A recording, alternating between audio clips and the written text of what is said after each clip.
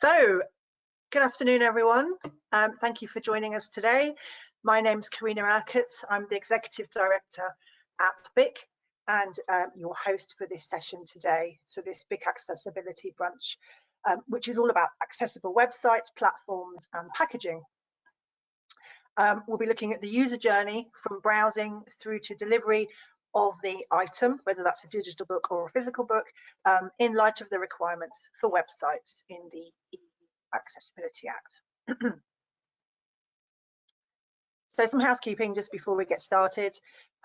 We are going to allow time for questions at the end of the session. So after we've had all the presentations from our speakers today, you should be able to see a little question box on your toolkit. So there should be something on the side or maybe on the top, somewhere on your screen. Hopefully there will be a question box so you could submit a question in there.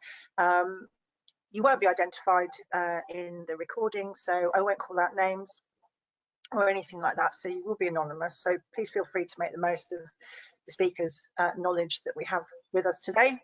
And I should also mention that while this session will explore accessible websites, platforms and packaging, it shouldn't be considered in any way to be legal advice by any individual or organisation that's attending the event today, or even later on any organisation or person watching the video recording when it's posted to our YouTube channel later on. And we won't be addressing any business specific issues. We'll be conducting a short poll just for fun once we reach the Q&A session. So it's just an indication really of where your organisations are at the moment, or where you think they will be come June 25 with regards to your website accessibility. So how ready do you think your organisation is going to be? Again, that will be anonymous. No names will appear, no organisation names will appear either today or in the recordings. So it's just really it's a bit of fun, and it's just to sort of get an idea of the landscape and where we think we might be at the moment.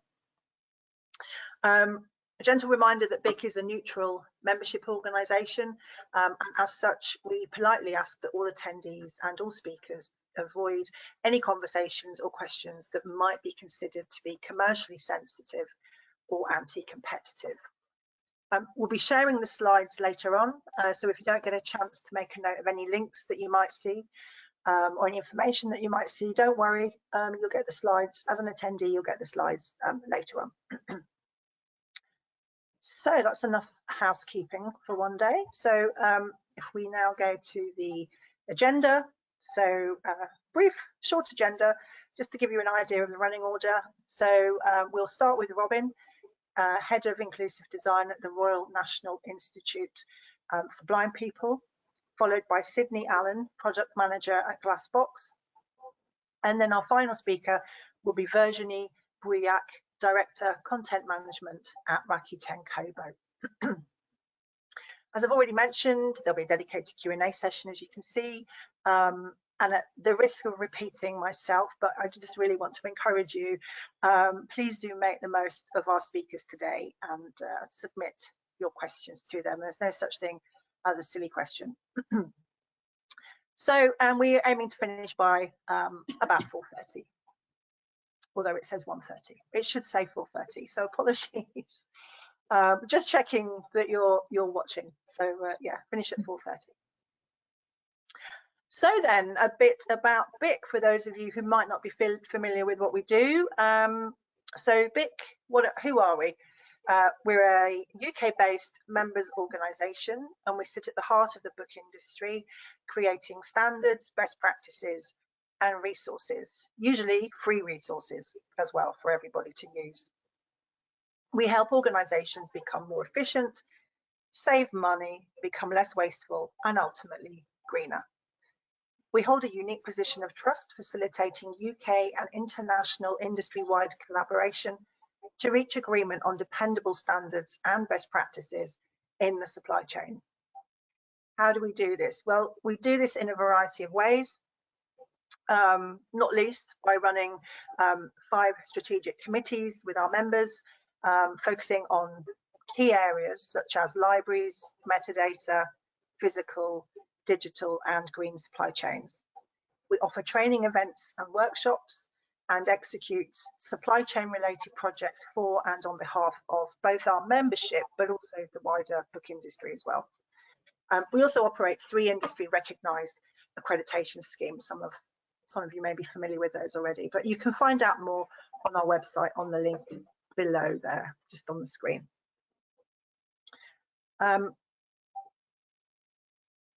Before we start the session, or the main part of the session today, I just want to draw your attention to our accessibility hub that's on our website. I'm really happy to share this with you. It's relatively new, and it's a work in progress, or it's a rolling resource. It's free for anyone to look at. You don't have to be a BIC member to access this hub, and it covers a variety of topics, including industry standards, validation tools, this webinar series, and much more, including training courses, impact on end users, validation tools I've already mentioned, etc., etc. So do go in, have a look around. Equally, because it's quite new, we're very open to hearing any suggestions you might have with regards to useful pieces of information, or areas you think that we haven't covered that you would like to see included, or if you'd like us to expand on something that's already there, please do let me know. Just get in touch. We like to hear feedback from people on our website and our content. So please feel free to talk to us. The accessibility series, some of you will have been to all of them. For some of you, this may be your first one. So this is the 7th in the series. We've already covered Back to Basics. So if you're a BIC member, you can receive a copy of that directly to your email on request, as per the above. Metadata, content, so ebooks and PDFs, alt text, fixed layout, and STEM and scholarly requirements. They're all currently on our YouTube channel, so do go and have a look at that. And they're also on our website, so if you can't find us on YouTube, just go and have a look on our website in the accessibility hub. It will all be there.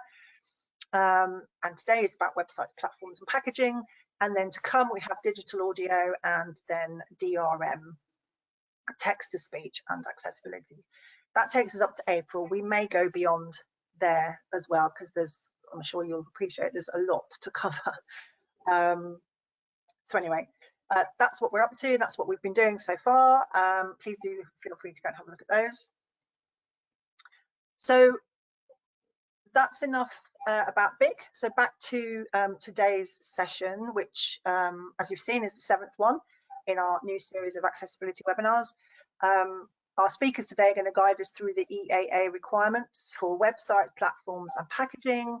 And as a reminder, in case you needed reminding, very top line summary, the EAA states that digital products and services, including websites, mobile apps and e-commerce platforms, must be perceivable, operable, understandable and robust. We'll look at the accessible experience of exploring and shopping online, from browsing to receiving digital books to chosen devices and being able to access them confidently in the preferred reading format, whether that's a hard copy or whether that's online. And we'll also hear about the accessible product packaging project. So without further ado, that's enough from me. Without further ado, I would like to now invite the first of our speakers, Robin Spinks, Head of Inclusive Design at the Royal National Institute of Blind People, or RNIB for short. The RNIB is the UK's leading sight loss charity, offering practical and emotional support to blind and partially sighted people, their families and their carers. Robin's going to start things off for us today by talking about the blind and partially sighted website user's journey, offering a personal perspective, sharing common accessibility barriers and insight into the work that his team have been doing with regards to websites and interface design. And we'll also hear about the accessible packaging project that I've already mentioned. So over to you, Robin. I'm going to get rid of my camera now and leave you to it. So thank you very much. Thank you very much, Karina. Good afternoon, everyone, and welcome to this first segment of the session. So I'm Robin Spinks. I am Head of Inclusive Design at RNIB. I have a team of around 20 people who are based all across the UK, mostly home-based, who are specialists in web accessibility, app accessibility, product testing, human factors, ergonomics. And really, we're very lucky because I get the opportunity to look after a team of real experts who bring their own specialisms. We do a lot of working together collaboratively, and really at the hub of what we're trying to deliver for companies, we're trying to problem solve. And I'll talk a little bit about what that looks like and how we make that happen on a day-to-day basis. So I am registered severely visually impaired, have been all my life. So in addition to my background and specialism, I'm also someone who lives day to day with the experience of disability, and actually picking up printed material or being given a URL. I'm actually at the sharp end of people's design decisions. So when someone makes a good design decision about, for example, tonal contrast or layout or coding, I'm the recipient of that design decision. And I want people to think today about that notion of designers and recipients and people who are experiencing the design. Because often we talk to designers and we find there aren't very many people with lived experience. And it's difficult, right? It's difficult for people to design in a way that's inclusive if they've not had some experience or some exposure. And that's something that we can all do something about. So, the experience of disability is critical and it's central to getting things right. But we've got to also think about the fact that content consumption and creation's changing, and it's changing very much with form factor of devices. So I'm often consuming content now on smart glasses, sometimes via a smart watch, and of course via smartphone and tablet. And that's evolving and changing in multiple ways. And at RNIB Enterprises, which is the commercial arm of RNIB, we work with a huge range of organizations, everyone from startups through major global brands and banks and even governments. And, the Bank of England, for example, if you have cash in your pocket and you're in the UK, you've got an example of the consulting that RNIB has done in terms of working with scientists and designers at the bank to make sure that there are tactile marks on banknotes so that blind people can differentiate between different denominations. But let's think about websites and apps. User testing is absolutely critical. For us, it's often about making sure that we can run a training session with designers and developers prior to something being developed. And then ideally what we'll do is we'll have almost like a hand-holding and resource relationship as people move through the design. So we'll be on board throughout the development of a site or an app. And ultimately, the component that we'll include in there is user testing, making sure that users are at the heart of the journey all the way through. And also that we're talking to users, but we're also getting users involved in build testing. So if you've got someone who's a screen reader user, for example, have them test a build, have them check out the experience from start to finish. And you might be building, for example, a retail environment, retail store online. It might be possible to browse, to discover, to select, to put items into your basket. But is it actually possible to transact right through to getting a confirmation and a delivery notice? That's absolutely critical. Very often we see examples of good design, we see lots of thoughtfulness, but when we conduct a test, we actually discover that you can't purchase an item. You'd be surprised at how common that is. And that's a great shame because people have taken a lot of care to make sure that the design elements are inclusive and work well. But think about the completeness of the transaction from start to finish.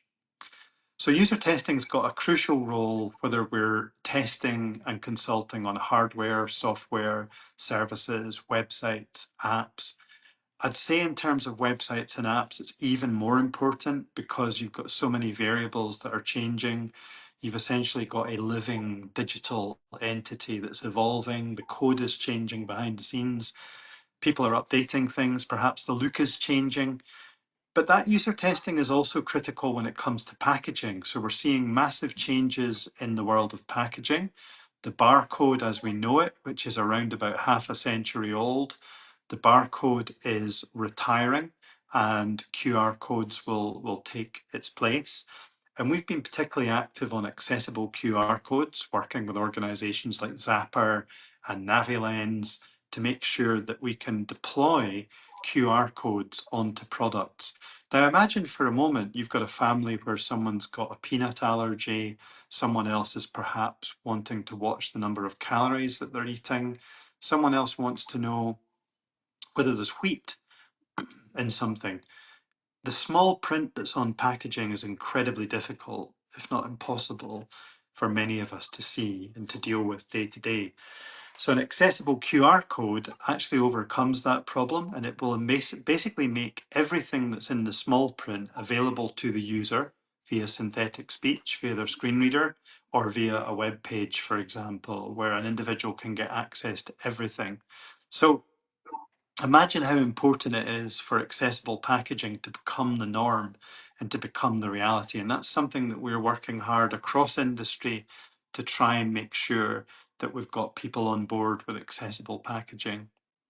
And our consulting work often involves working with major brands to get this packaging out there. If you walk into a supermarket after work today, and you walk up to the cereal aisle where all the cereal boxes are, you will notice a very brightly coloured QR code appearing on the packaging on the front of the cereal. You'll see that QR code appearing also on things like shampoo products, appearing on washing powder products, all sorts of items in the supermarket. It's becoming increasingly common. That coloured code is an example of an accessible QR code used with Navilens in that case. Sometimes you'll see other examples. What we want to do is really demonstrate the value of accessible packaging and accessible QR codes and make sure that that problem solving approach that I spoke about, we've actually got that available to people all the way through their user journey. We've got individuals with disabilities involved in testing. So my team, we're very lucky. We've got almost half of the team have lived experience of some kind of disability, many of them with visual impairment. But our richness really is in combining lots of different disability perspectives and thinking, what if you've got a visual impairment, but you're also a wheelchair user, for example, or you've perhaps got dyslexia? So it's about thinking in a really lateral way when it comes to products, when it comes to design, and when it comes to testing. Katrina mentioned earlier on there POUR, so perceivable, operable, understandable, robust. And I think that's one of the things that we should probably just all have on the desktop of our machine or on our mobile, whatever the case may be, so that we've got a constant reminder. Because I think if we're asking ourselves about an experience, ask yourself, is it perceivable? Is it perceivable? Is it operable? Is it understandable? Is it robust? And really drill down into that. I think you can begin to get a sense of, well, actually, maybe there's a pinch point here. Maybe the color contrast isn't optimized for compliance with WCAG, the Web Content Accessibility Guidelines. Or maybe when I download a screen reader or I run a screen reader, so a lot of you might not be aware that if you touch the Windows key on a Windows laptop and you hit the plus, for example, that will launch Magnifier, right? Or Windows key and U will launch Universal Access. And that will give you access to everything that's baked in to your device. So we're not talking anymore just about using third-party screen readers. We're also using what's baked into the device. Can you realistically ask that question about perceivable, operable, understandable, robust? Can you understand that question and evidence it when you're running a screen reader on your website or your app, for example? So the centrality of user testing really has to be recognized and understood throughout each part of that process. And our work has been incredibly broad ranging. So I've mentioned, apps like, people will often say, give us a good example of a popular app. that's generally pretty accessible and it's easy to use. And I'm going to suggest that people look at the train line. If you have an iPhone, I'm going to suggest you look at the train line on iOS. If you've got an Android device, have a look at train line on Android, and just look for commonality in that experience in terms of how it's used. That's not to point that example as one that's perfect, but it's one that is typically a consistently good experience for people. And imagine if you're booking tickets, for example, this is a real life use case, you're booking tickets for a family day out. How long does it take you to find, to discover, to explore those tickets and to come up with the best option and to make a booking when you're using the app? How long does it take you start to finish versus using another option that you might use on a website, for example? And I think that's quite indicative of the user journey. Yeah, and there's been a lot of testing done on that app and many others where we're really trying to identify pinch points, identify what's difficult for someone to do, and ask this question: how can we actually make it easier? How can we make the experience sharper and slicker? And how can we make it more delightful and enjoyable for the user? Because they'll come back and they'll be happy to recommend payment. That's a particular one. How can we make any payment elements as smooth and slick as possible? So can you use Google Pay? Can you use Apple Pay on a mobile device? That generally makes the experience quicker and easier for all users. But if you've got a disability and you've got a well-crafted app or website, that is just the cherry on top, right? So you've done your compliance part, your testing, how quick, how easy is the payment section to utilize, and what's the user journey like? Keep people involved in that process from start to finish. Don't develop something and then say, right, we've got to do user testing and do it at the end. Do it right at the beginning, do it in the middle, and do it throughout. And if you do that, you'll have a smoother experience, you'll encounter fewer obstacles, and you'll also create something that is better and bolder and more fit for use. So I think rather than seeing, the European Accessibility Act or any of the legislation that's out there as a hurdle, let's turn it around and see it as an opportunity. It's an opportunity for completeness, for a tighter integration between users and designers. And let's create an interface where we can actually have conversations, have dialogue, and actually get constant flow of suggestions for how we can make things better, more fit for purpose, more agile, easier to use, and also more enjoyable for every user. That's really the goal that we've got here. And I think turning around compliance into how do we create good practice, how do we create a nice experience, that's going to drive up the number of users. And it'll also in time drive down the number of complaints or negative feedback that you're going to get. And it's about building a better, more inclusive digital environment for all of us. That concludes my presentation this afternoon.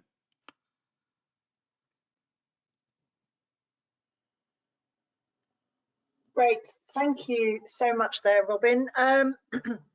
Really useful. What we try and do with all of these accessibility webinars that we're doing is invite speakers in that do have accessibility needs, because obviously the EAA is important, but it's not just about ticking that. Well, it's partly ticking that box, but it's not a means. It's not an end in itself, is it? We have to remind ourselves why this is important and why we should be doing this. So I just wondered if I could ask you. You talk about create a nice experience. Are you able to give some examples of what you mean by the sort of specifics about what you mean by a nice experience? Yeah, so I want to say a nice experience would be, so let's put the compliance issues aside for a moment. We'd be talking about something that is visually pleasing to scroll through. It's uncluttered. It is intuitive in the way that it operates. So it's quite easy to discover a product, to then put that product in your basket or to favorite the product. it's easy also to come back to something. So if you find something that's of interest, perhaps what you want to do is think, I like that, that's nice, I'm going to favorite that, but I'm also going to go and look for something else now. And actually, whoops, someone's just delivered a laptop to the door, I'm going to go and get that, and then I need to go and let the dog out, whatever it is, and then you come back. Is it easy to get back to where you were, to see what you had favorited or what you'd liked?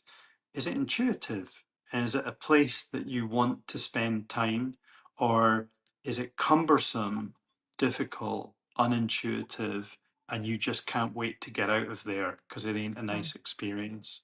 And I think it's about the former being the goal and the North Star, and just constantly moving yourself towards that nice user experience that you enjoy engaging with. And where you can also see that any feedback that you give actually is going into the development cycle, and you're seeing changes and you're seeing things improved. So we're constantly feeding back to people on things like tonal contrast. Is that as good as it could be? And often on websites, it's not. It's a really simple thing. But if you imagine for a moment that 93% of people who are visually impaired can actually see something, and that ranges from being able to read large fonts right through to being able to just have light perception and see shapes and maybe colors. But a lot of people have got some vision that they can use.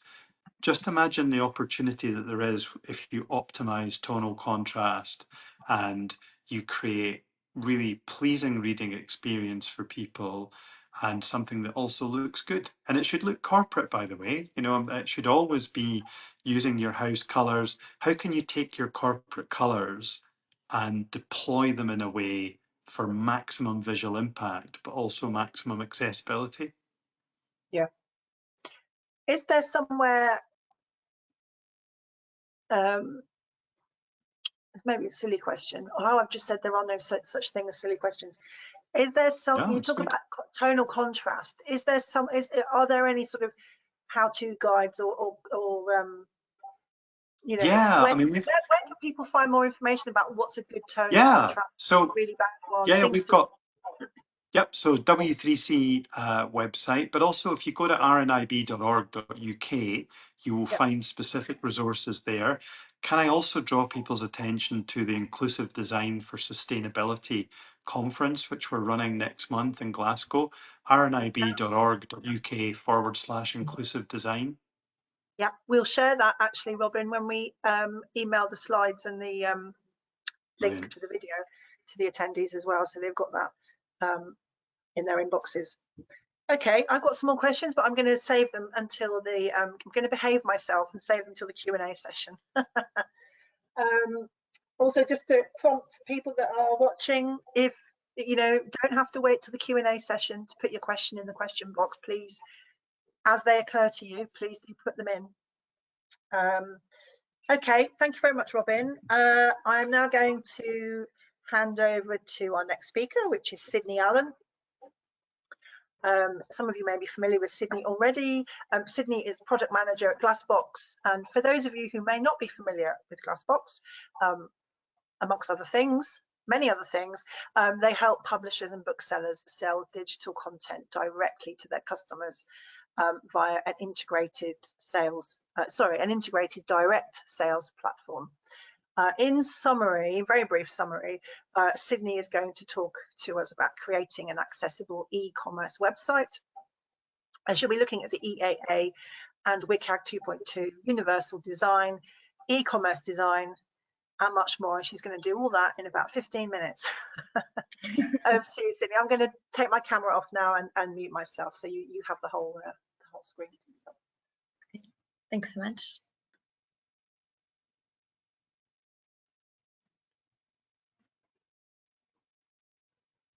And just let me know when you want me to move the slide on as well.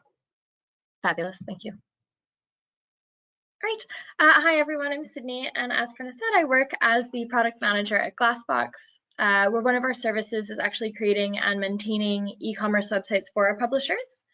Obviously, a huge goal in an e-commerce website is ensuring great sales, and that's something that's really greatly enhanced when the website is accessible, as that also makes it much more usable.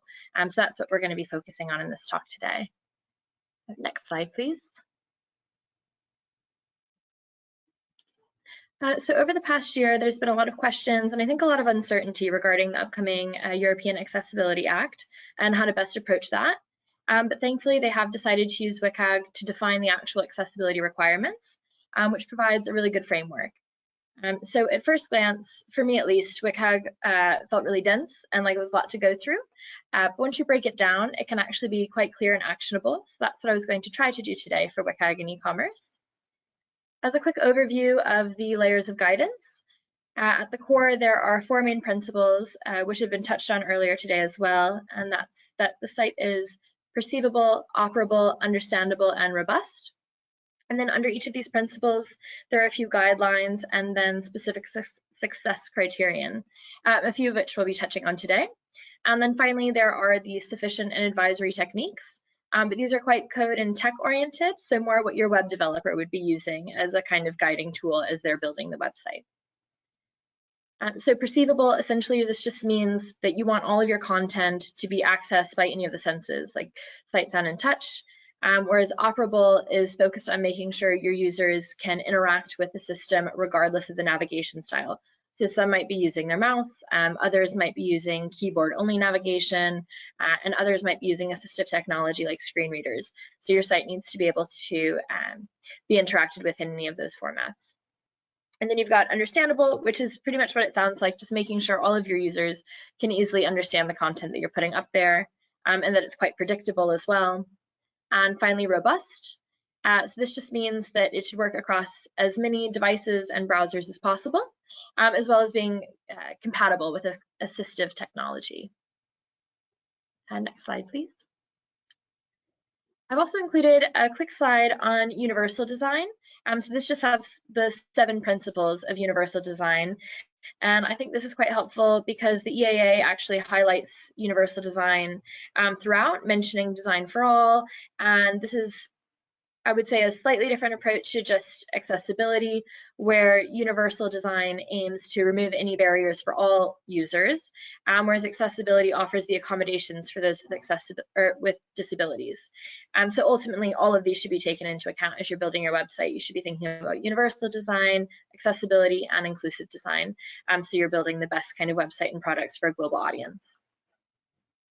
Next slide. As we don't have time to go over every page of a website, I wanted to focus on 2 key pages of e-commerce sites. So I chose the product page and then the checkout page. So here I've just chosen a site that we've built that caters to those with visual impairments. And because we've just had Valentine's Day weekend and I'm a huge romance person, that's the genre that we're going to shop in. So diving into the product page here, I've listed out some main guidelines and success criterion. So those will be the numbers that you see mentioned. Those are actually on the kind of WCAG and WC3 guidelines listed under those numbers.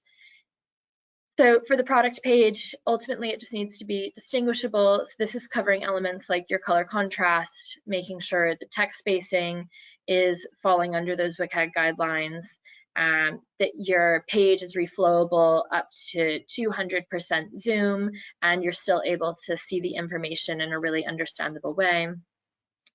I've also included a note on text alternatives. So providing alt text for any images is really key so that people using screen readers are able to interact with those images as well. And then on operability, ensuring that you have genuine headings and labels is really key. I know a lot of sites might have blogs included as well to help with the SEO of a website. So just ensuring that you've got the proper semantic text for heading and labels means that people who are using different navigation systems can easily go through the site. So for example, rather than just using a larger and bolder text for a heading, actually putting in the HTML code that is a heading is going to help somebody be able to go through that site in a genuine way. And then I've also highlighted an element that is not technically part of WCAG, but is something that I think leans more towards universal design. So here I've just put in making sure that your interactive elements like buy buttons are big enough and spaced well enough apart so that anybody's able to select the right one there. Next slide, please. And then under the understandable principle, it really comes down to ensuring that your site is predictable and consistent with all users kind of throughout their purchase journey. So every product page should follow the same kind of template. I know that sounds obvious, but oftentimes it might not be the same for every page. So just making sure that somebody can go through and they see a similar pattern as they're going through your website is going to help them to kind of understand and predict what's going to happen next on the site. I've also included a note on breadcrumb trails, and these are, again, not part of WCAG, but something that I think helps with universal and inclusive design, kind of to what Robin said earlier on if you've left, to go answer the door to take your dog out and you want to get back to where you are, or if you've perhaps pressed the wrong book and you wanted to go back to the romance section, you can see the breadcrumb trail at the top kind of goes from home to books to fiction to romance and then this title. So kind of easily leaving a breadcrumb trail that you can follow through on can be quite helpful in terms of universal design as well. Next slide, please. Okay, so now moving on to the checkout pages. This is where it's really important to keep it clear, simple, and easy to fill out. This is also where you're going to lose most potential sales if the site is not both accessible and usable. So things that will help here are ensuring that your autocomplete attributes are sorted, as well as using the correct input purposes. So the input purposes are if somebody's coming through with a screen reader and you've got all of these different fields that need to be filled out, the code should follow through and also be letting them know that this is where your email address is going in, this is your first name, last name, etc. And so you just don't want to make that a guessing game. It should be very clear and easy for any user. We've also got a note on keyboard traps. So this is something that I think is good for everybody to kind of go in and test on your websites quite regularly, but just going through and trying to fill out that form with your keyboard only. If there's a keyboard trap, somebody that's using a keyboard only navigation, that would mean that you've just lost a customer, they're not able to use the site as they should be, and then you would be open to liability, of course, as well. So just going through and continually testing, making sure that that's all looking good is quite important. Next slide, please. On the next bit, we've just got notes on redundant entry. So you should also allow for any kind of redundant entries to be easily replicated. So that would be like the shipping and billing addresses, just having that tick box to let them autofill that information rather than having to go through the process of re-entering it is quite important. And then input assistant as well. I know this happens to me quite regularly, but I'll be pressing the place order button. I just want to go ahead and check out, and I just keep getting the red kind of error at the top because I've missed something, but it's not highlighting what I've missed. Having to go back through and kind of treasure hunt to figure out where you might have not input the right information can be really difficult, especially for those with disability. So having the input assistant kind of show, oh, you forgot to put your zip code in, is going to be quite helpful as well. And then to the right, I've just listed a few more options that I think help with the universal design here. So that would be things like limiting the number of checkout pages and fields. I believe that a checkout page can usually be done in 2 to 3 pages, but if you could get it down to 1 and that's still clear, that would be ideal.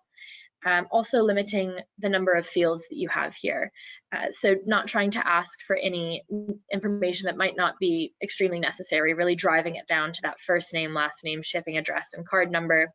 Not putting in too many other options there is just going to help you keep that customer on that checkout page and get through to the purchase.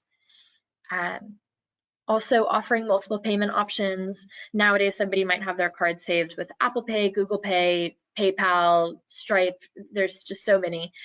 So making sure that you have as many available to them on your website can be quite helpful, especially if it's auto-filling that out. So again, just one step closer to them making that final purchase. And then finally, making the purchase journey clear. This doesn't actually just tie to the checkout page, I would say. It's really from the start of the website. And I think ebooks are a really good example, and it's something that we deal with quite a lot because nowadays ebooks can be delivered in so many different ways.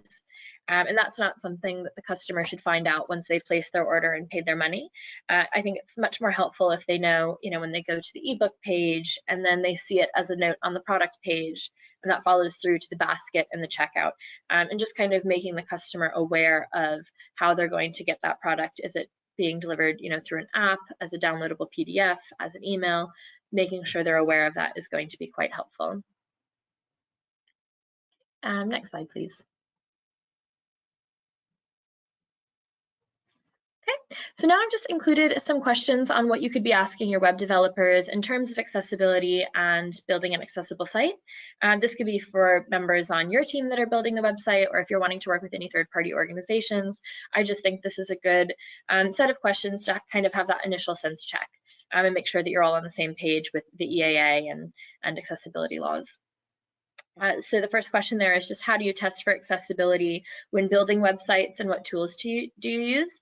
And just as Robin said, it's really important to hear that accessibility isn't something that they're retrofitting kind of after the build of that website. It should be something that's been thought of from the start and is tested at the beginning and throughout the kind of build process, as well at the end. And in terms of what tools they're using, it's really helpful if they're actually doing these keyboard navigation tests, if they're using assistive technology. And the main thing that is also really helpful to hear is that they do have user groups that are actually doing this testing throughout the project as well. The next question is, see if you can just get some examples of accessible sites that they've built. My next slide will actually be focusing more on the testing that you can do. So once you've got those accessible sites, you can put it through your own kind of quick audits and make sure that it's up to your standards as well. The next question on what accessibility standards do you use as guidelines? Obviously, WCAG is extremely necessary, so they should be saying that, but I always think it's really encouraging to hear that the companies you're working with do think about universal and inclusive design as well, and are kind of getting on the front foot of making the user journey better for everybody. So again, it's not retrofitting, it's not just trying to hit those minimum requirements, but really how can we use accessibility to make this website more usable, because that's going to create an all-around better website for every user. The next question, how do you address accessibility with third-party tools? I mean, a good answer would be that they have this kind of sense check with any new organizations that they're working with. I know that we always kind of request accessibility audits on their side to see where they fall within the WCAG guidelines and what steps they're taking. So that's quite useful as well. And then just ensuring that any modules that you're downloading to your website, for example, that those will still help with your website being accessible. And then the final question, what are the rules and regulations surrounding accessibility at your company? Here, I just think it's important that they don't have one person that's kind of leading the charge on accessibility. Obviously, the product manager, the developers, and delivery, they should all be very aware of accessibility, but it's something that every member of the organization should be taking part in and very aware of, and they should know the regulations that the company has set up for accessibility as well. So I think it's just encouraging to hear that the whole company has thought about it and are kind of, again, taking that front foot and working on that internally as well as externally. Okay, next slide, please. So finally here, I've just put some information on testing your own website or any websites that you might come across for accessibility. The first step that I would say is automated testing. It's a really great place to start because you can just download free browser extensions. I've mentioned a couple here, like Wave and Axe. And once you download those, you can just put your URL into the browser and the extension will actually go through and show you the areas where the WCAG guidelines aren't being upheld. So it'll flag that to you, and it's a good way to just kind of do your initial checks. However, with these automated kind of testing systems, there is a lot of potential for nuanced accessibility issues to be missed. So again, I would see this very much as a starting point. Next step would be manual testing, and there are ways that you can do this yourself. Kind of on that keyboard navigation front, if you just go into your URL and start pressing that tab key and ensure that the way that you're able to go through that site is predictable, easy for you to understand, you're able to interact with every kind of facet of it and complete a checkout purchase, would be a good place to do a manual check, as well as downloading assistive technology and ensuring that your website has the right labels for the alt text and images, or that your banners are easy to understand, that there's no images of text rather than real text. However, finally, the last bit would be using experienced testers. So this is where you're going to really be able to dive in to testing and make sure that you're accessibility audit is complete, especially not just experienced testers, but experienced testers who have disabilities and disability user groups are really going to flesh out that accessibility audit and make sure that you're where you need to be. So basically, to wrap up, accessibility isn't just about compliance, it's about creating the better experience for all users, which is going to drive better results for your business and help you to close more sales.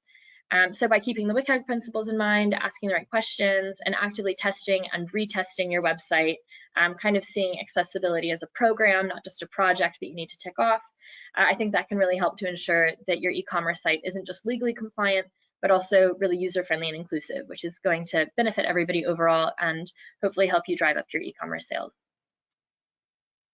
And that is all from me. Great. Thank you, Sydney. Yeah, your last point there, that it's not just about compliance, it's about a better experience, and that it's not a one-hit job. It's an ongoing sort of part of BAU, business as usual practices and workflows as well. So it's just sort of incorporated into all activity that's website or e-commerce related.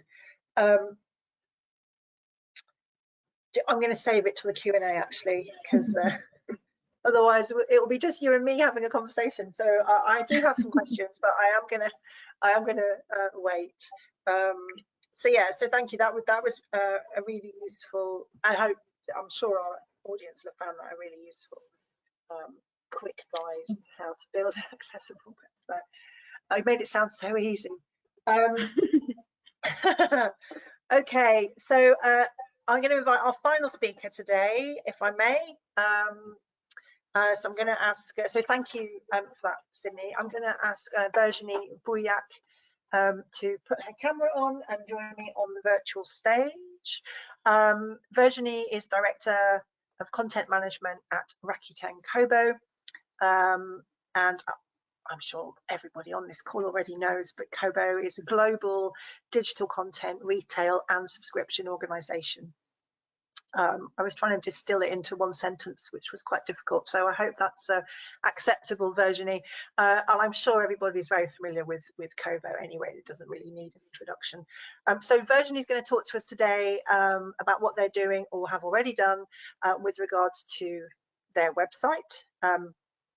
So we'll be looking at their website, their apps, their readers.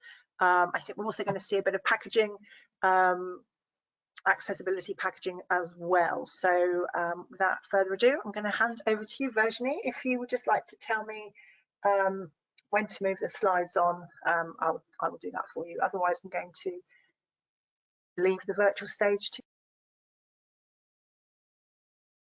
Thank you very much, Karina. Thanks for this introduction.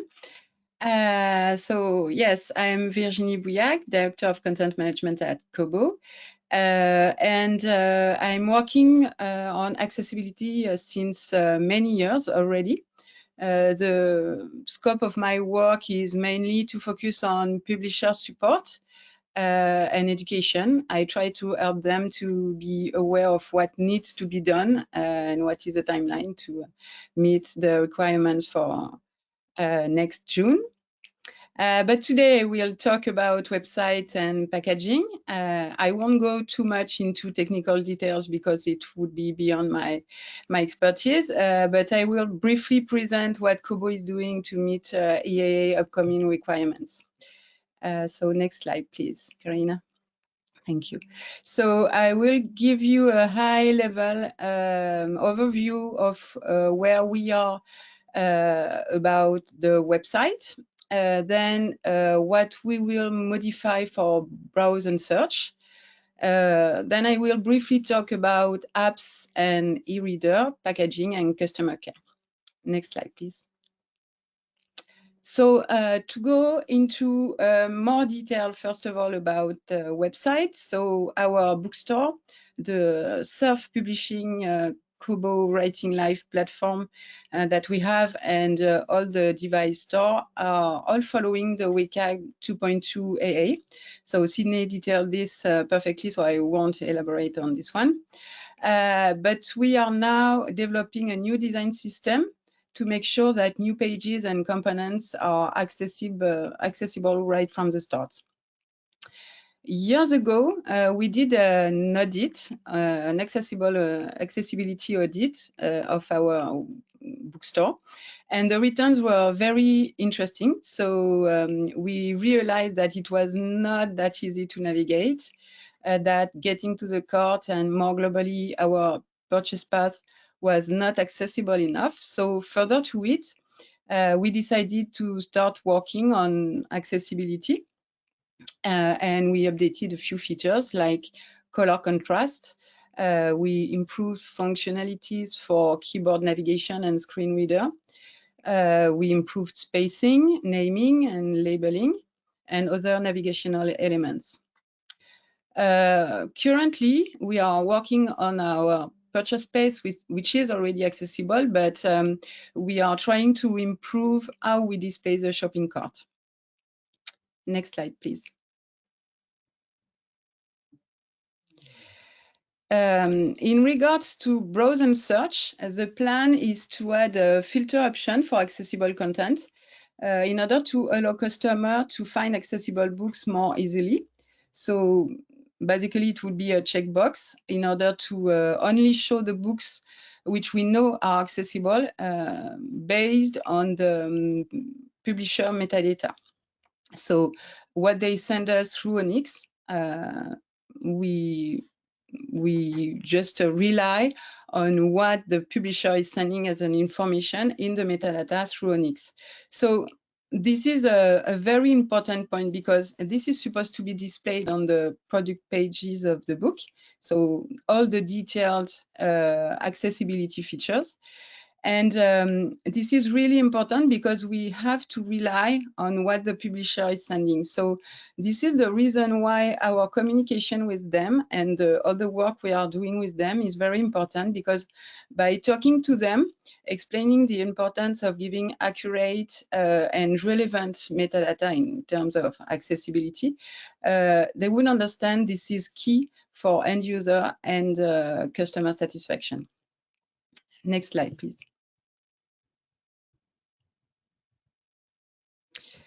Regarding apps and e-reader, so I won't go too much into technical details on that, but just to give you a sense of what we are working on, we work on multiple features developments, such as the text-to-speech, which will be by default activated in European countries in order to be compliant to the law.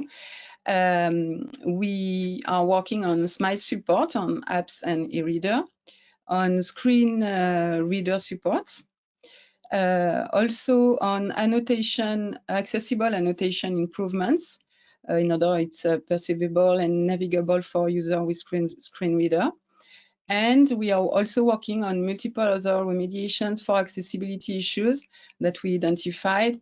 Just as an example, a large font up to a certain percentage without loss of content or functionality. Next slide, please. Briefly on packaging, we've already done a few improvements in terms of color contrast, on making the language clearer.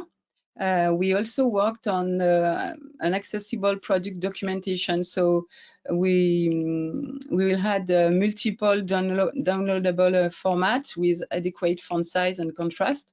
And Robin QR code option is very interesting, by the way.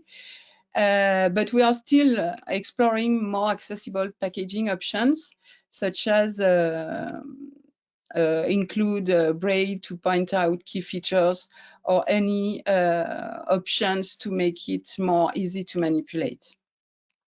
Next slide, please. So lastly, our customer care team is working a lot also on accessibility. Our agents are now all trained to accessible customer service, so that they are able to answer any specific questions about accessibility. The team is working on remediating help pages, and they are updating internal and customer-facing documentation on all new accessibility features. So globally, all our teams are mobilized and working hard across all departments to ensure that we comply with the accessibility requirements and to make reading life better for every reader. Obviously, I only mentioned the website and packaging because this is the topic of today's webinar, but there is a lot of other areas where we are working very hard in order to meet the expected requirements. So this is globally it for Kobo. Thank you. Lovely. Thank you very much, Virginie. Very helpful and very inspiring to see the work that you've been doing. Particularly, well, apart from all of it, I particularly like. Let me just put my, the mention of training the customer service or customer facing, I guess, that you're training your customer facing staff and teams to be able to answer queries. I think that's really clever, and and it may be an unfair question, and if it is, just tell me. But are you sort of privy to the types of queries that you might get as sort of accessibility questions that can come in?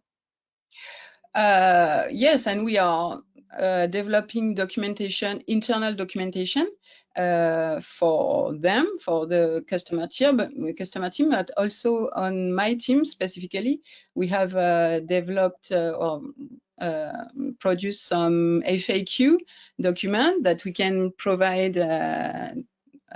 to publishers in order, because we have gathered all the questions we received from customers, from publishers, yep. And put that in a document, try to Brilliant. answer, and we can give that documentation to publishers, to customers, in order they can by themselves find what they are looking for. Yeah. Yes. Yeah. Documentation is really something we are working a lot on currently. Yeah. Brilliant. Thank you very much. Thank you for sharing what you've been doing, what your team have been doing at Kobo. So I just now want to invite Robin and Sydney back for our Q&A session. However, ahead of the Q&A session, very exciting, we're going to do a very quick poll. So bear with me, everybody, while I try and get this up on the screen. I'm not going to leave it on for too long, so go with your gut feeling, and let's see what happens. So it's just going to ask you about your organisation's readiness with regards to the website. So you should be able to see the poll on screen now. So again, it will be confidential. We won't see who has ticked what box or what organisation or anything like that, and we'll share the results in a few minutes. So I'm just going to let people fill that in. Hopefully you can see it. Answers coming in now. Ah, I think we're done. I think we've got 100%. Oh no, it's still moving around. We'll just give it a few minutes. I'll give it till the hour. So you've got, I don't know, 30 seconds or something, and then I'll get rid of it. We'll show the results. While we're waiting for that, and if you can bear it still being on your screen, I will just ask, we have a question that's come in. Are retailers using all text fields in Onyx for cover and spread images? I guess this would be a retailer question. Would it, Virginie, is that something you're able to answer? Can you repeat that question, please? Are retailers using alt text fields in Onyx for cover and spread images? So I think that means, are you taking or using alt text fields? So alt text in Onyx is supposed to be sent by publishers. So if publishers are sending the alternative text for the images and covers, within the Onyx, of course, we are going to use it. But if not, well, this is up to the publisher to fill in this information and, in Onyx. And I do know by discussing this with a lot of publishers that this is the main or the major issue they have, how to fill this information. So if it's there, you take it. Obviously, yeah. if it's not, you can't if it's not there. So I think the message is to encourage the publishers to put that data in. Sydney, does this ever come up at all with your customers, with your publishers? We mentioned including a lot of alt text on the website side, so things like banners, but in terms of alt text for the Onyx feed, kind of similar to Virginie, it's dependent on what the publisher has put in, and if we're provided it, then we'll implement that into the website. Yeah, obviously if it's not there, you can't use it. So, but I guess that's for the within the book itself, isn't it? So in terms of website, the retailers would be providing their own descriptions for that. Right. Yeah. Okay. I'm just going to go back to the poll and just going to share the results if I can. I'll just close it first and then I'll share the results. So here we go. Drum roll. So what have we got? How's it looking? It looks like most. Well, if you combine with yes, most people will be ready. And I'm just going to make it a bit bigger so I can actually read it. Actually, with the way this is set up, I can see a very, very tiny screen. Are you able to see a larger screen, Virginie or Sydney? It seems quite large to me. Yeah. Okay. I think because I'm the controller, it's strangely it's very, very small. So would one of you do the honors and read out the results? Definitely. So we've got 31% who say yes, they will be ready. 54% who say sort of, partly ready. And then 0% for both no, we won't be ready at all, and we don't have a website or we're a micro business. And then 15% is I'm not sure if we'll be ready or not. Yeah. Okay. So it's actually, yeah, I'm actually quite encouraged by that. I don't know about anybody else. What do you think? I do think that sounds quite encouraging. And then the partly ready, I think that makes sense as well. I think a lot of people are still kind of getting the hang of things and trying to prep. So that's, again, it's just a process. It is, yeah. So thank you everyone for being so honest and sharing that with us. So yeah, that's encouraging. Thank you. Let me just bring in. Let me just. Lost Robin. Let me just go and get him. Bear with me. Here, what's going on? You seem to have gone. We've lost Robin. Oh, here he is. Right. Bear with me. Every day is a school day. Right. Here we go. Robin, you should be able to. Hi, I'm back. Sorry, I seem to be just thrown out for some reason. Don't do that to me. Sorry, guys, I just was thrown out for no reason. I'm not sure. Oh well, we'll welcome back anyway. So we have our Q&A session. So let me just check the question box, see if there's any more questions. We've had one question come in, which is great. So no new ones at the moment. I'll keep an eye on. Oh, hang on. Here we go. Oh, okay. So we've had clarification on that alt text question. It was a website question. Are retailers creating their own alt text for cover and spread images for their websites if publishers do not supply something? Honestly, I'm not sure. I would have. Would your Well, preference be for the book itself? No. For any images which is displayed by us on the store, for sure there will be alt text.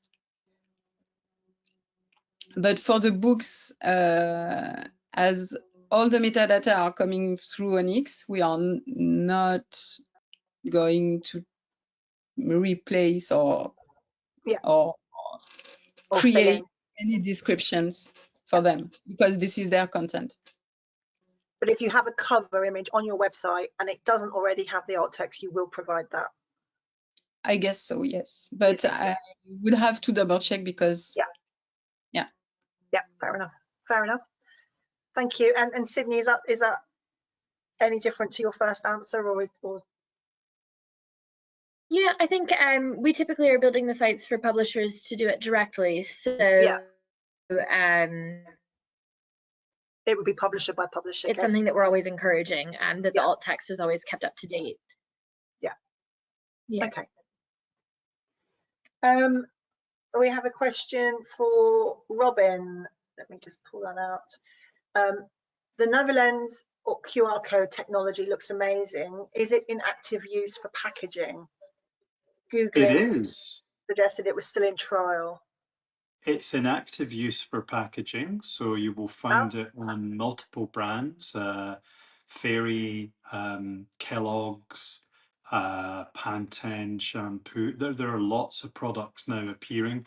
In fact, the best way to do it is to just go to your local supermarket, have a look at cleaning products, and also have a look at the cereal aisle, and you'll actually notice many products displaying, and it's a colorful QR code, so it's typically magenta, cyan, yellow, and black. It's a combo of those colors, and it is in mainstream use now. It was piloted by a number of different organizations, but yeah, it's gaining traction as a packaging code option, and people give it very positive feedback. I think one of the challenges is awareness, so just ensuring that people are aware of the existence of it. If you haven't done so, maybe download the Navilens app onto your phone, Android or iOS. You'll notice there are two apps. There's Navilens Go, but the app that you want really is Navilens, and that will give you the experience, and it will also speak the labels and tell you all of the information that you might possibly want that would normally be in small print. So give it a go if you stop off at the supermarket on the way home. Brilliant. Thank you. Hopefully a straightforward question. Virginie, how can publishers access the Kobo guidance? There is a link that we can provide to the publisher. Well, usually they come to us, they ask questions, and we say, okay, we have a FAQ page which is located there. Please go and check. And if you cannot find your answer, obviously we are here to answer any other questions. Okay, so would the best thing be for people to contact Kobo directly through their regular contact channels and ask for it? Yeah. Okay. Thank you.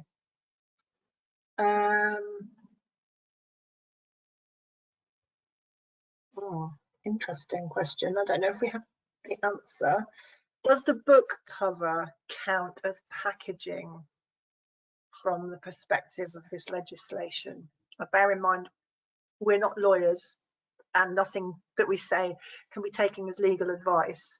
But nonetheless, does anybody want to answer that one? Does the book cover count as packaging from the perspective of this legislation? Yeah, it's Robin here. I would say that if the book cover, if it can be demonstrated that the book cover contains meaningful and discrete information that isn't available elsewhere, in an accessible format, then absolutely it does. It's, you know, it's about the essence of the product. So if the essence of the product isn't fully accessible, then it would be easy to imagine that that could become part of a narrative in terms of a complaint. So I'm not a lawyer, but I can imagine that if it contained discrete, meaningful information that you wouldn't find elsewhere, then it would be logical to imagine that it might be considered part of the overall package. Okay, and I would just, at the risk of repetition, I would just say to just check with your own legal counsel on that, just to be 100% sure. Yeah. Next question. So thank you for everyone for submitting these questions, very helpful. Do any of the panelists have experience of publishers thinking about accessible design for book covers? Similar question, I guess. That's packaging. Yeah. Again, it's a book cover. It's an extension, I think, of the question we've just had. It is, and actually it's a really good question, because we've seen some interest in, for example, people utilizing Navilens on the cover of the book. So just imagine that the print normally on the book is maybe like a 12-point font. So it's not going to be visible to someone who's browsing in a bookshop. But imagine being someone like me who loves going into a bookshop, but being able to take your device, your smart device with the Navilens app, and actually hover over the QR code, and Navilens be able to give you a synopsis of the book, who the principal authors are, who the editor is, what the contributing sections are. So basically conveying richness in an accessible way. And we're quite excited about the potential for accessible QR codes to do exactly that. Yeah. And I guess in addition to the QR code, that book cover designers should be thinking, if they're not already, and I'm sure they are already, but they should be thinking about accessible design for the actual cover itself. It's not just about what's inside the book, it's the actual cover. And also, whether we think of that as packaging or not, it's still part of the discovery process for want of a better word, the user or the purchaser. It is, and also the thing here is that a lot of people go to great lengths to make really beautiful book covers, and that's a laudable and commendable thing to do. But wouldn't it be amazing if the QR code actually described the cover of the book, so that if you can't see well, you could actually appreciate all of that effort that the writer has put in and all of the design thinking, because it's possible to appreciate that through description as well as through visual representation. Yeah, very much. And very, we all say don't judge a book by its cover. But we have cover designers, so we obviously do judge books by their covers. And I think if we want as many people to be able to see them, appreciate them as possible. As you said, people spend time and money and resource designing them,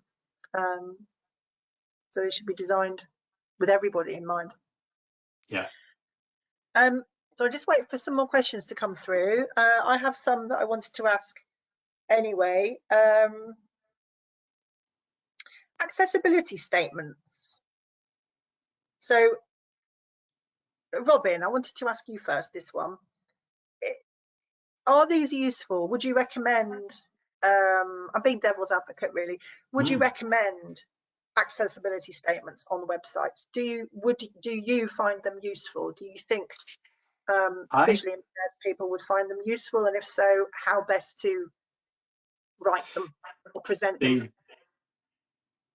They definitely have a usefulness, but the most important thing that the owner of that statement can do is ask themselves the question, can we evidence this?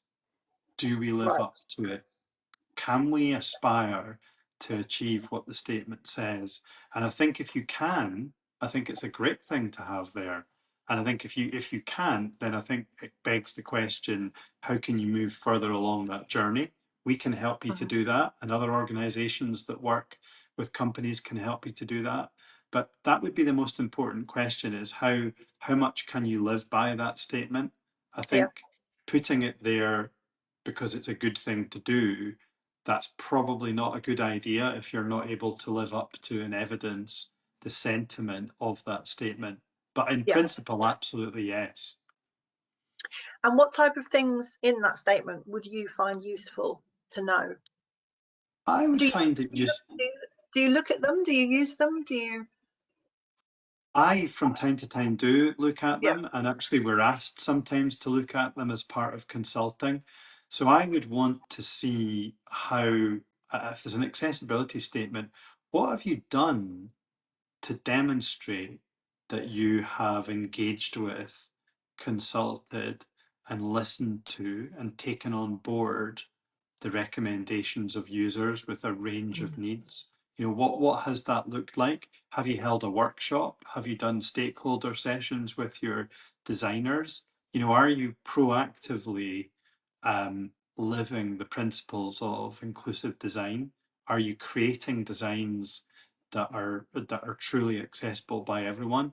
You know, do that rather than just putting up a statement that you've cut and pasted from somewhere else. So I think that the key word here, to be honest, is authenticity. Yeah. Okay. Thank you. Anybody else? Virginie, Sydney, any thoughts on accessibility statements? I very much agree with Robin. One thing that I was just going to flag as well, and I guess curious, Robin, if you would find this helpful too, but one of the sites, and the site that I showed in my presentation is one that we built that caters to those with visual impairment, so large texts and audio CDs. So on our accessibility statements, what we do as well is kind of flag different things that might be helpful when they're on that site. So kind of mentioning, you know, this is where you can find a way to enlarge the text, or the high contrast colors if they wanted to switch that, and the fact that the keyboard navigation is available to them. So that's just something that, in addition to the main statement, we flag the kind of usability on the site as well. Yeah, I think all of that is really useful, and it's really welcome by users as well, because it, you know, it's the kind of thing that people will pay attention to, and ultimately it gives you an indication, doesn't it, that actually you're welcome here. If you go to a site and you can see evidence of effort having been put in to make the site more accessible, you know, I can tell you there's an instant feeling of feeling more welcome and feeling more likely to spend time on that site, because you can see that care and that attention that's been paid, and you feel like it's a site for people like me. It's good. Yeah, site that wants you on it, basically. Absolutely. Yeah. And likewise, hand in hand with that, as a customer, I feel much more inclined to give my money to retailers who've paid attention to accessibility. Absolutely. And to recommend them. Yes, that's a key point. And I guess we'll not recommend them. Yeah, if it's a frustrating and unintuitive experience and it leaves me frustrated, then it's difficult to recommend. You know, maybe the product is really good, but maybe the web experience was just terrible, you know. So it's about understanding the relationship between those things. If the product is beautiful and nicely designed and easy to use, and the web interface is, then that's the perfect combination. Yeah, and if the web interface isn't, all that hard work is, it's not reaching its full potential, is it? Yeah. Okay, thank you. Sydney, I was struck. It's something I'd already thought of anyway, and I'm sure a lot of people on this call will have already thought of, but just hearing it out loud. When you said that the place that websites can lose their most potential sales is the checkout page. So, I mean, that's just terrible, because you've done the user's done the browsing, they've done the discovery, they've thought about it, they've decided they're going to buy it. So you've got them sort of, you know, 9/10 of the way there, and then it falls at the last hurdle, or one of the last hurdles. And you mentioned as well a keyboard trap. So for the benefit of people that may not be familiar with that term, are you able just to talk a little bit about what you mean by keyboard trap? I think it came through in your presentation, but if you could just sort of expand on it a bit more, I think that would be really helpful. Yeah, absolutely. So essentially, if somebody is using their keyboard as their only way to navigate the site, so they're not using the mouse or any kind of other assistive technology, but one of the fields isn't allowing them to go to the next area, or you can go through and maybe fill out your whole form, but your keyboard isn't allowing you to get to the place order button. Or you know, the enter key then isn't working, something like that, and makes the site at that point just pointless for the user, because they're not able to do the purchase, and you kind of created this site that's prevented people from buying from you.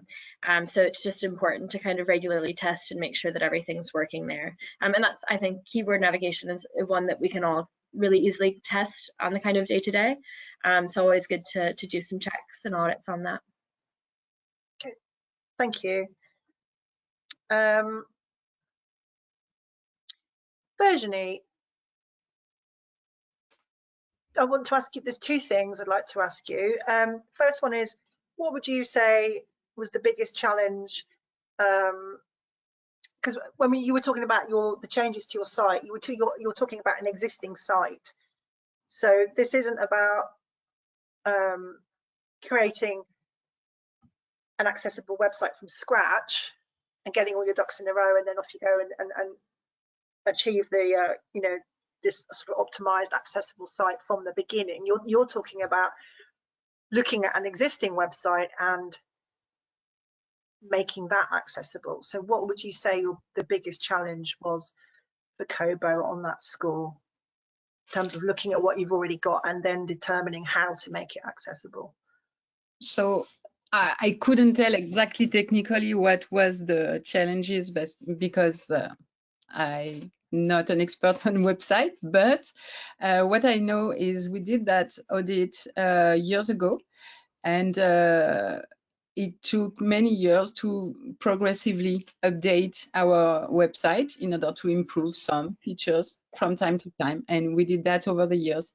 And this is what I mentioned. Now that we know what are the challenges and what are the things we had to change, we are in the process of creating this new system in order to make the new pages and anything we create new on the website accessible from the start. Okay. So I guess it was establishing where you were in that journey, sort of what your start point actually was, and once you know that, you can progress forward.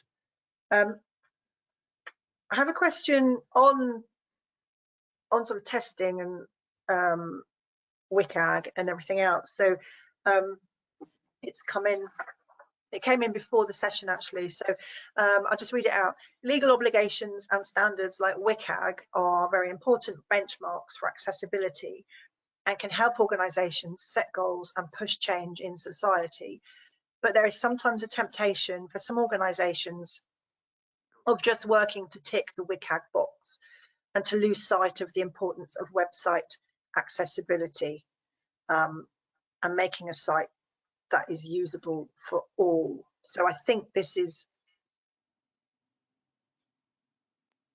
about how involved do we think, well, do we think that's true? First of all, do we think people get, with the best of intentions, I hasten to add, get caught up in the WCAG standard perhaps, and forget to maybe bring in the end user for testing? Do you think that we can be guilty of that, or do you think not so much? I think Yeah, I think it would be easy to focus on the standards themselves in isolation, but I think a picture of completeness in terms of a great inclusive customer offer, I think it's bigger than the standards. I think it's about fusing the standards with the real experiences of users, the common pitfalls, the pinch points, but then also, observing users. And one of the things we often talk to people about is observed user testing.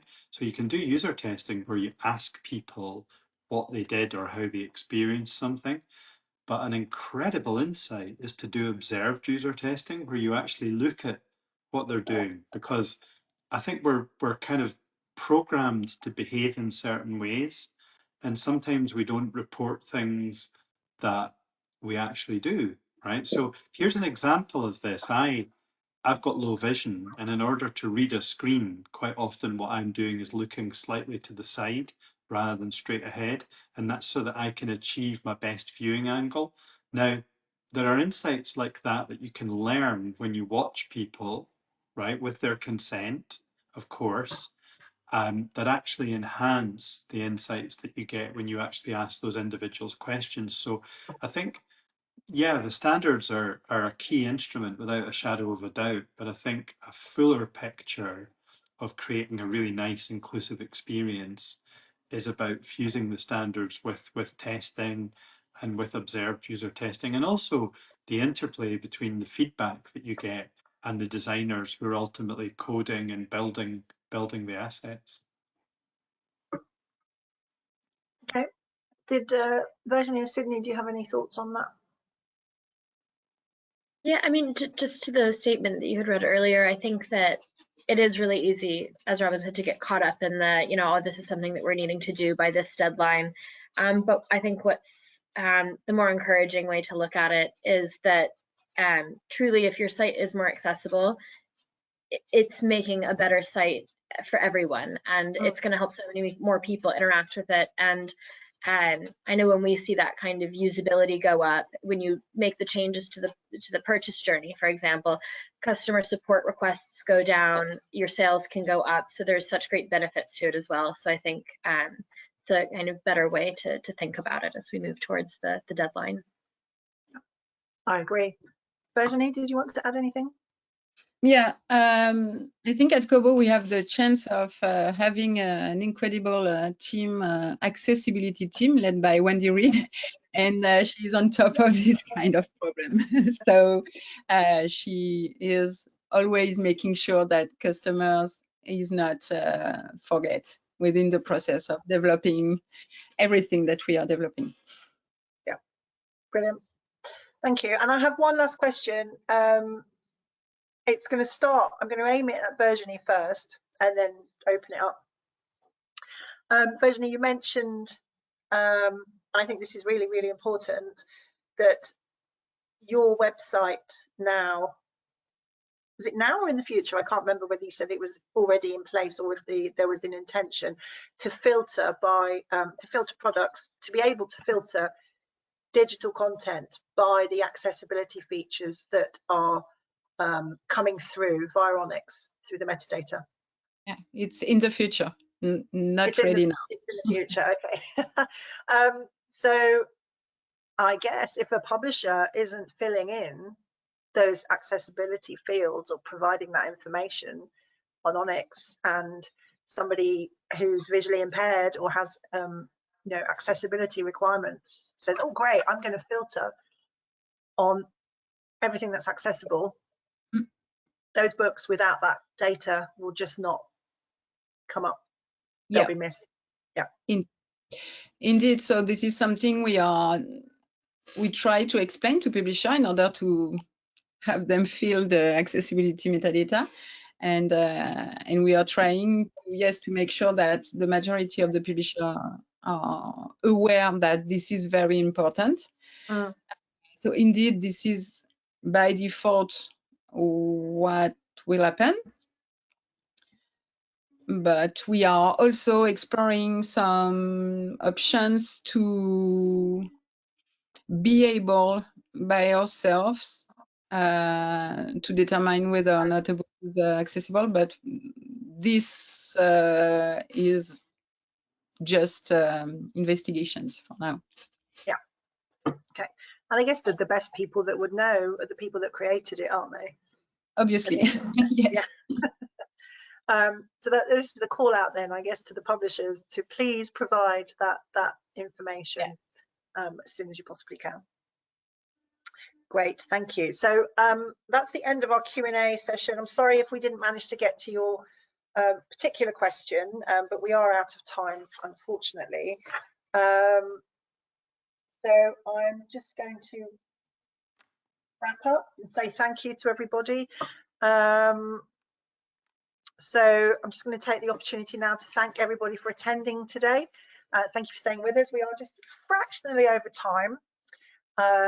So thank you for that. And I want to say thank you to our 3 speakers, obviously, as well, on behalf of everyone attending today and on behalf of BIC.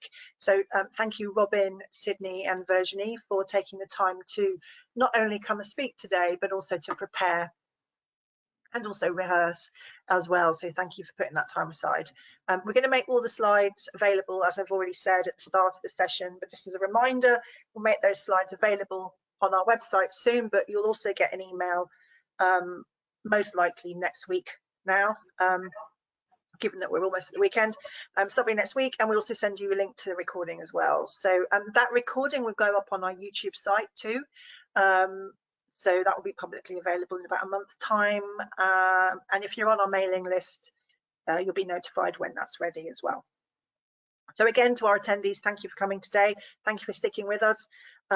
Please do stay in touch. You can find out more about BIC and everything we do via our website. Do have a look at our accessibility hub and feel free at any time to get in touch with us if you've got anything you'd like to suggest for that hub. We're very open to suggestions, and it is a work in progress as well.